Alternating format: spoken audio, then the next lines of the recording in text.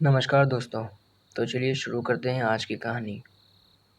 हिमालय के ऊंचे बर्फ से ढके पहाड़ों में एक छोटा सा गांव था, लुंगसेर। वहाँ के घर पत्थर के बने थे, छतों पर बर्फ जमी रहती और हवा में हमेशा ठंडक रहती। गांव के लोग सर्दियों में शायद ही घरों से बाहर निकलते। दिन में वे लकड़ियाँ इकट्ठा करते और रात होते ही दरवाजे बंद कर लेते। हर शाम गांव के बीच में बैठा बुजुर्ग, जिसका नाम था लामा तेंजिन, बच्चों को एक पुरानी कहानी सुनाया करता। उस पहाड़ के उस पार मत जाना, वहाँ पेड़ों के तनों पर बर्फ से बने चेहरे नजर आते हैं। वहाँ चिनोबू रहता है। जो भी इंसान वहाँ गया कभी लौट कर वापस नहीं आया। बच्चे डर से माँ की गोद में छिप जाते और बाहर ठंडी हवा के साथ पहाड़ की तरफ आती अजीब आवाज़ों से डरते। पर गांव का एक लड़का, अर्जुन, इन बातों को हमेशा मजाक समझता था। वह शहर से लौटा था, कॉलेज पढ़ चुका था और अब लोगों की इन भूत प्रेत वाली बातों पर हंसता था। अर्जुन ने कई बार दोस्तों से कहा, अगर सच में कोई चिनोबू है तो मैं जाकर उससे हाथ मिलाऊंगा। गांव के लोग हंसते नहीं थे, बस चुपचाप उसे देखते, जैसे जानते हों कि ये शब्द किसी अनसुलझी मुसीबत को बुला रहे हैं। एक दिन अर्जुन की मुलाकात नीमा से हुई, गांव की एक लड़की जो कुछ साल पहले अपने पिता को खो चुकी थी। कहा जाता था कि उसके पिता भी उसी पहाड़ की तरफ लकड़ी लेने गए थे और कभी वापस नहीं लौटे। नीमा के चेहरे पर हमेशा डर की झलक होती। उसने अर्जुन को चेतावनी दी, तुम्हें पता है, उस पहाड़ पर रात को कोई चलता है। मैंने सुना है वो इंसान की आवाज़ों में पुकारता है ताकि लोग खुद उसके पास चले जाएं। अर्जुन मुस्कुरा दिया, शायद तुमने किसी से डरावना जोक सुना होगा। मैं खुद देखूंगा कि ये चिनोबू है या बस ये अफवाहें हैं। नीमा ने एक बात कही, अगर कभी किसी ने तुम्हारा नाम लेकर बुलाया तो जवाब मत देना। जनवरी की एक कड़कड़ाती रात, जब गांव बर्फ में दबा था और बाकी सब लोग घरों में बंद थे, अर्जुन ने अपना ट्रैकिंग बैग उठाया। उसमें कुछ ज़रूरी चीज़ें रखीं, जैसे कैमरा, टॉर्च, थर्मल बोतल, एक नोटबुक, एक छोटा तावीज़ जो नीमा ने ज़बरदस्ती उसके हाथ में पकड़ा दिया। इसे मत उतारना, उसने कहा था, ये तुम्हें आत्माओं से बचाएगा। अर्जुन ने हंसते हुए कहा, अगर कोई आत्मा सच में मुझे दिखेगी तो उससे डर लग जाएगा मुझे तो। नीमन ने कुछ नहीं कहा, बस उसकी आंखों में वो डर अभी भी जिंदा था। रात के 11 बजे अर्जुन जंगल की ओर बढ़ा। पेड़ों की डालियां बर्फ से लदी हुई थी। हवा इतनी ठंडी थी कि हर सांस धुंध बन रही थी। कुछ घंटे चलने के बाद रास्ता मुश्किल लगने लगा, पर तभी कहीं से दूर से आवाज़ आई, अर्जुन। वह ठिठक गया। आसपास कोई नहीं था। हवा चल रही थी, मगर यह हवा भी अजीब थी। वो पुकार बहुत साफ थी, मानो किसी ने पास में आकर कहा हो। वह पलटा, पर पीछे बस धुंध थी। उसने कहा, कौन है? लेकिन कोई जवाब नहीं आया। वह फिर चला, मगर अब हर मिनट में उसका नाम दोहराया जा रहा था। उसे कोई बार बार पुकार रहा था। उसने कैमरा ऑन किया, रिकॉर्डिंग शुरू की और टॉर्च से आगे का रास्ता निकाला। लगभग 2 घंटे बाद अर्जुन को बर्फ के बीच एक टूटी झोपड़ी दिखाई दी। दरवाज़ा आधा खुला था और अंदर से ठंडी हवा के साथ किसी चीज़ की सरसराहट आ रही थी। वह अंदर गया। दीवारों पर पुराने खून जैसे निशान थे। एक कोने में कोई लकड़ी की अलमारी उल्टी पड़ी थी। फर्श पर एक पुरानी डायरी रखी थी, जिसके पन्ने बर्फ में जमे हुए थे। उसने धीरे से उसे उठाया। पहला पन्ना टूटा था, पर लिखा दिख रहा था, हम 5 लोग थे, अब सिर्फ मैं हूँ। रात को उसने हमें ढूंढ लिया। उसकी आंखें सफ़ेद थी और उसकी सांस बर्फ जैसी ठंडी।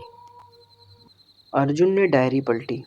अगले पन्ने पर लिखा था, अगर कोई ये पढ़ रहा है तो पीछे मत देखना, वो हमेशा तुम्हारे पीछे खड़ा होता है। अर्जुन के हाथ कांप गए। वह तुरंत पलटा, पर कोई नहीं था। सिर्फ दरवाज़ा धीरे धीरे चरमरा रहा था। वह बाहर निकला। हवा अब और भी ठंडी थी, जैसे किसी ने उसके चारों ओर बर्फ का घेरा बना दिया हो। अचानक टॉर्च की रोशनी आगे जाकर किसी लंबे साए पर पड़ी। वह लंबा साया पेड़ के बीच में खड़ा था, बहुत ऊंचा, लगभग 7 फुट का। उसका शरीर पतला और मुड़ा थोड़ा था। आंखें सफ़ेद थी, बिल्कुल पुतली जैसे, और उसके हाथ इतने लंबे कि ज़मीन को छू रहे थे। अर्जुन की सांसें तेज़ हो गई। वह चिल्लाया, कौन है वहाँ? वो साया एक पल भी नहीं हिला। बस हवा में उसकी आकृति धीरे धीरे गायब हो गई, जैसे कोई पुराने झूले पर लटक रही हो। फिर अचानक वह गायब हो गया और दिखा नहीं। अर्जुन पीछे मुड़ा और देखा, वही साया अब उसके ठीक पीछे खड़ा था। टॉर्च गिर गई। अर्जुन ने भागना शुरू किया। बर्फ में पैर धंस रहे थे। पीछे से कदम की आवाज़ आ रही थी, पर वो सामान्य नहीं थी। हर कदम के साथ बर्फ फटने जैसी आवाज़ आ रही थी, जैसे कोई बहुत भारी चीज़ पीछे भाग रही हो। अर्जुन ने पलट कर देखा। वो साया दौड़ रहा था, लेकिन उसकी चाल इंसान जैसी नहीं थी। वह रेंग भी रहा था, झटके भी खा रहा था, और किसी जानवर की तरह चीख भी रहा था। अर्जुन ने जोर से चिल्लाया, कौन है तू? अंधेरे से आवाज़ आई, मैं वही हूँ जिसे तुमने चुनौती दी थी। और फिर सब कुछ शांत हो गया। वह घबराकर भागा और किसी चट्टान से टकरा गया। सिर पर चोट लगी और सब कुछ काला काला हो गया। अगली सुबह अर्जुन ने आंखें खोली। वह बर्फ में आधा दबा पड़ा था। सिर से खून निकल रहा था, पर जान बची थी। उसने चारों ओर देखा, सब कुछ शांत था। उसने खुद से कहा, शायद कोई सपना होगा। वह किसी तरह उठकर वापस गांव की तरफ चलना शुरू किया, लेकिन रास्ते में उसे बहुत अजीब दिखा। बर्फ पर उसे 2 सेट कदमों के निशान थे, और उसके पीछे और ठीक दूसरे बगल में जो उससे भी लंबे थे। वह कांप गया। उसने पीछे मुड़कर देखा। धुंध में दूर 30 सेकंड सूरज की हल्की किरणें बर्फ से लदे पहाड़ों पर चमक रही थी, पर ठंड अब भी असहनीय थी। अर्जुन किसी तरह गांव तक पहुंचा। चेहरा सफ़ेद, होठ सूखे और आंखों में एक अलग ही डर था। गांव वाले उसे देखकर हैरान रह गए। वो आदमी जो रात को अकेले पहाड़ पर गया था, अब वापस आ चुका है, लेकिन वो वैसा नहीं था जैसे गया था। नीमा भागती हुई आई, अर्जुन, तुम जिंदा हो? अर्जुन बस उसे देखता रहा, जैसे पहचानने की कोशिश कर रहा हो। उसने धीरे से कहा, वो वहाँ था। नीमा का चेहरा सफ़ेद पड़ गया। कौन? वो जिसकी आंखें सफ़ेद थी। वो मुझे देख रहा था नीमा, लेकिन मैंने उसे देखा, और अब वो शायद मुझे नहीं छोड़ेगा। अर्जुन के कपड़े फटे हुए थे, हाथों पर बर्फ़ के निशान थे, और उसकी गर्दन के पास हल्की नीली उंगलियों के निशान, जैसे किसी की पकड़ के हों। नीमा तुरंत लामा तेंजिंग के घर ले गई। बुजुर्ग ने उसे देखकर लंबी सांस ली। मैंने कहा था उस रास्ते पर मत जाना। चिनोबू हर उस आत्मा को ढूंढता है जो उसे देख लेती है। अब वो तुम्हारे पीछे है। अर्जुन गुस्से में बोला, वो कोई आत्मा नहीं, कोई जानवर है। मैंने उसे देखा, असली शरीर था, छाया नहीं। तेंजिंग ने सर हिलाया। वो कभी इंसान था। उसने देवताओं के आदेश तोड़े थे। उसका नाम था तसेरिंग तोपियंग। उसने भूख और लालच में पवित्र आत्माओं की हत्या की थी। देवताओं ने उसे श्राप दिया था कि वह हमेशा ठंड में भटकेगा और उसकी आत्मा कभी पूरी नहीं होगी।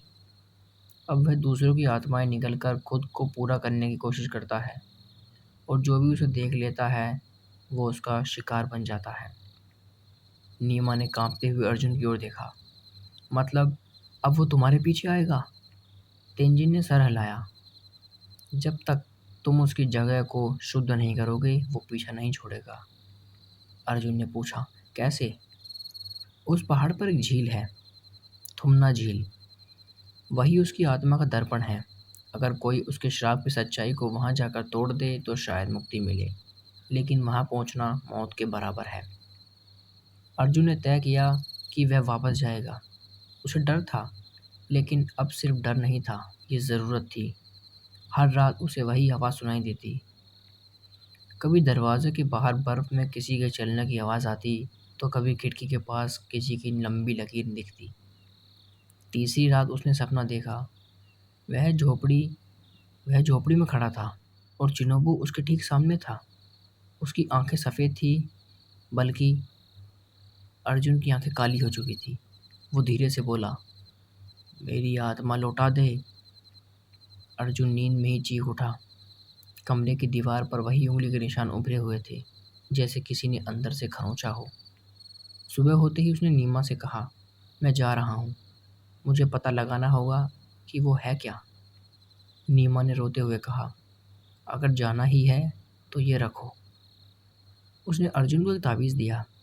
उसमें पुराने बौद्ध मंत्र रुके थे। ये मेरी माँ की आखिरी निशानी है। उसने कहा था, ये किसी भी अधूरी आत्मा के पास नहीं होनी चाहिए। अर्जुन ने उसे पहन लिया। उसके बाद वो अकेला पहाड़ की ओर निकल पड़ा। इस बार उस जगह की तरफ वहाँ चिनोबू की आत्मा जिंदा कहीं रहती थी। रास्ता पिछली बार से ज़्यादा भयानक था। हवा में धुंध इतनी घनी थी कि 3 कदम आगे देखना मुश्किल था। टॉर्च की रोशनी बर्फ़ में अच्छी परछाई बना रही थी। कभी उसे लगता कि कोई उसके पीछे चल रहा है, कभी किसी के पास सांस लेने की आवाज़ आती। वह बार बार मुड़कर देखता, लेकिन पीछे कोई नहीं होता। कुछ देर बाद वह झोपड़ी पहुंचता गया। उसने झोपड़ी को देखा। जो पहली बार देखी थी वही झोपड़ी थी। वो अंदर गया। इस बार वहाँ पहले से ज़्यादा ठंड थी। डायरी अब भी वहीं थी, लेकिन इस बार पन्ने में कुछ नया लिखा हुआ था। उसने धीरे धीरे पन्ना पलटा। वो फिर आया। उसने कहा, मैं अधूरा हूँ। मैंने उसकी आंखों में देखा और फिर मुझे अपनी मौत दिखाई दी।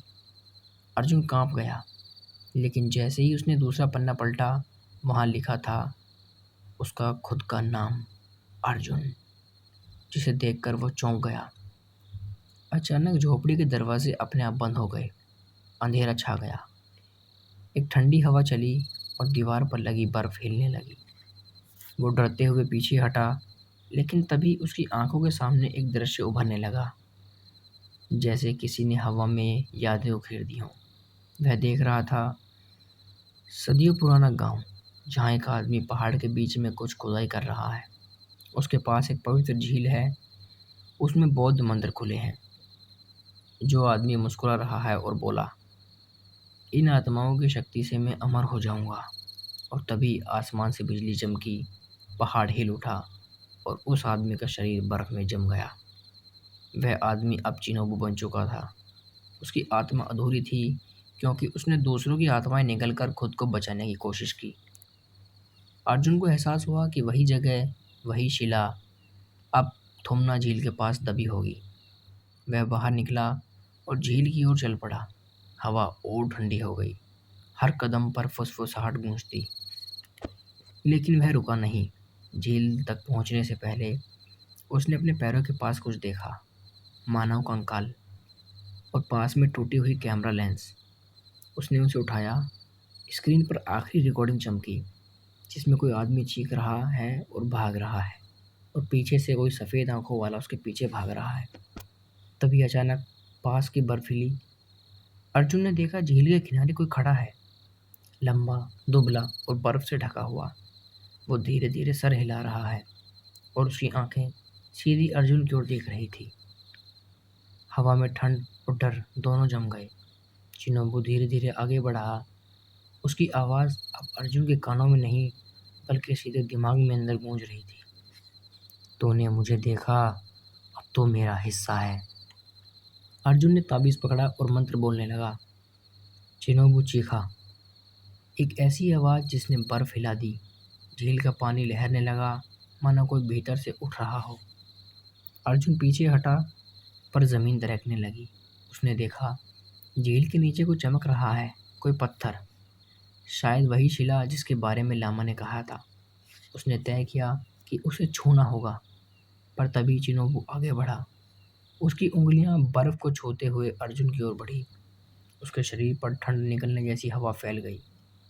अर्जुन का सिर घूमने लगा और तभी आवाज आई, मेरी आत्मा लौटा दे, नहीं तो तू हमेशा के लिए मेरे साथ रहेगा। अर्जुन ने सारी हिम्मत जुटाई और झील की तरफ छलांग लगाई।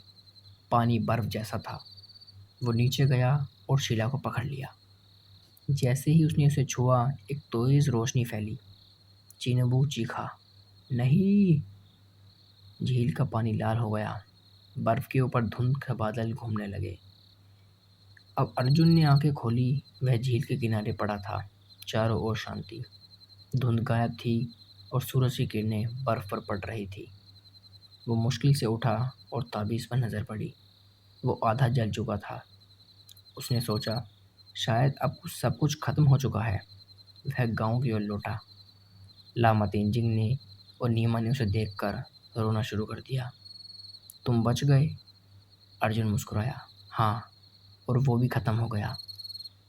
पर जब उसने अपने गले को छुआ, वहाँ नीली उंगलियों के निशान उभरने लगे और दूर पहाड़ की चोटी पर धुंध के बीच एक सफ़ेद आकृति खड़ी थी। लेकिन अर्जुन उसकी आंखों को देख रहा था। सूरज की रोशनी अब ढलने लगी थी। गांव की छतों पर परछाइयां अब लंबी हो गई थी। अर्जुन अपने कमरे में बैठा था, लेकिन उसकी सांसें अब तेज चल रही थी। उसके गले पर बने नीले निशान अब गहरे हो चुके थे, जैसे किसी ने नई उंगलियों से उन्हें दबाया हो। आईने में उनका खुद का देखा चेहरा थका हुआ, पर आंखों में कुछ और था, जैसे कोई और अंदर से झांक रहा हो। रात में नीमा उसके लिए खाना लाई। खाना खाओ अर्जुन, तुम्हें ताकत की ज़रूरत है। अर्जुन ने थाली की तरफ देखा, पर कुछ नहीं बोला। उसकी नज़र खिड़की पर टिक गई। बाहर वही पहाड़ दिख रहा था और धुंध के बीच कुछ हिलता हुआ सा दिख रहा था। नीमा बोली, क्या देख रहे हो? अर्जुन बोला, वो वो वहाँ खड़ा था। नीमा ने मुड़कर देखा तो कुछ नहीं था, लेकिन अर्जुन के चेहरे पर डर साफ दिख रहा था। वो अब भी उसे देख रहा है नीमा। शायद मैंने उसकी आत्मा को मुक्त नहीं किया। शायद मैंने उसे और गुस्सा दिला दिया। नीमा कांप गई। नहीं अर्जुन, लामा तेंजिंग ने कहा था अब सब कुछ खत्म हो गया है।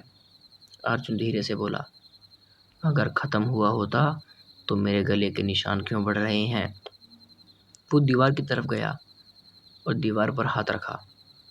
वहाँ नमी थी और नमी से ठंडी हवा निकल रही थी और धीरे धीरे उस पर बर्फ जमने लगी। नीमा चीख पड़ी, अर्जुन पीछे हटो। दीवार पर बर्फ किसी का चेहरा भर गया, सफ़ेद, निर्जीव, लेकिन उसकी आंखें चमक रही थी। अर्जुन ने कांपते हुए ताबीज पकड़ा, मगर अब वो पूरी तरह जला हुआ था। अगले ही पल वो नीमा को लेकर लामा तेंजिंग के घर पहुंचा। लामा शांत बैठे थे। उनके चेहरे पर चिंता साफ थी। अर्जुन ने जोर से कहा, आपने कहा था सब खत्म हो गया, लेकिन वो अब भी मेरे साथ है। तेंजिन ने आंखें बंद की। मैं जानता था, उसकी आत्मा झील से बंधी नहीं थी, वो तुमसे जुड़ चुकी है। मतलब?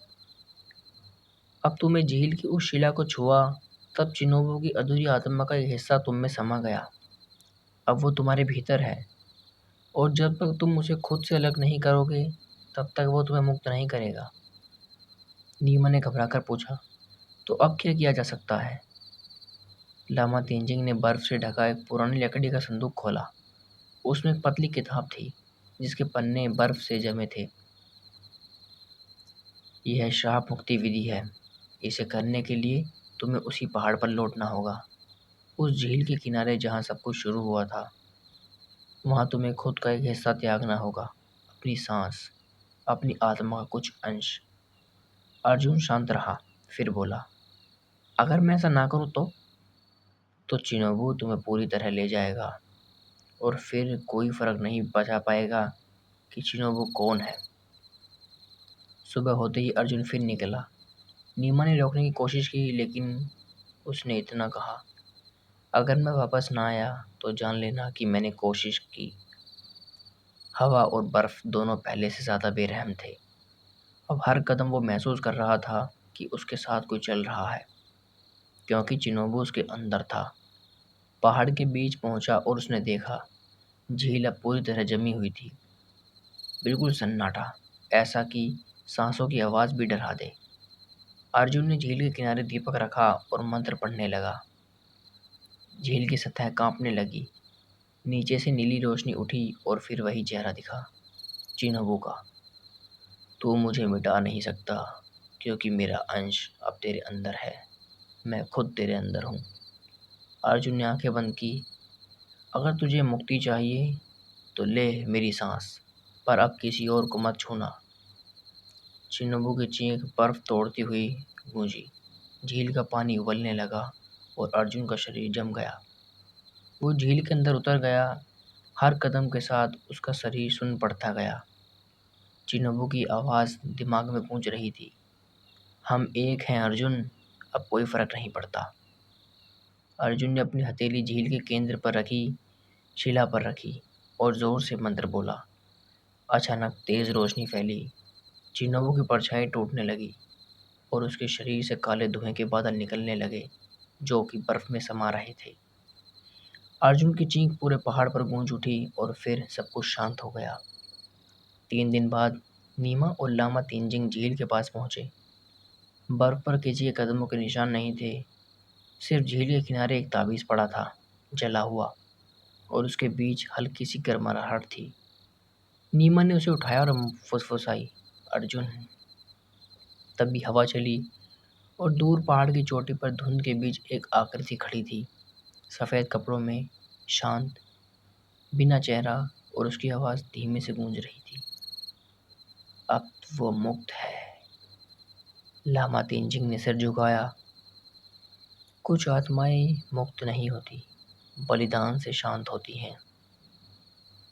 धुंध धीरे धीरे छट गई। पहाड़ पर पहली बार सूरज की किरणें पूरी तरह पड़ी। लेकिन कहते हैं, उस दिन से जब भी हवा उस घाटी में चलती है, बर्फ पर किसी के कदमों की चलने की आवाज़ सुनाई देती है, जैसे कोई पहाड़ की रखवाली कर रहा हो। तो दोस्तों, ये थी आज की कहानी। अगर आपको कहानी पसंद आई तो वीडियो को लाइक कर चैनल को सब्सक्राइब कर दें और हमें कमेंट में ज़रूर बताएं कि आपको किस तरह की कहानियाँ पसंद हैं। धन्यवाद।